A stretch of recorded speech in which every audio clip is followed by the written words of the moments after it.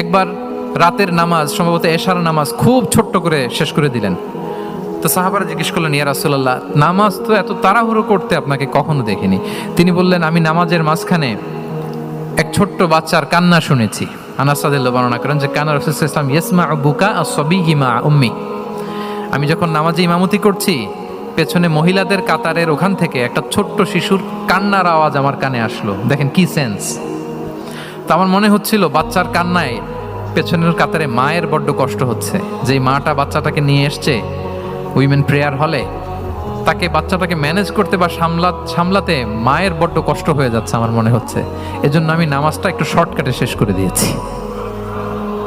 Could you imagine that?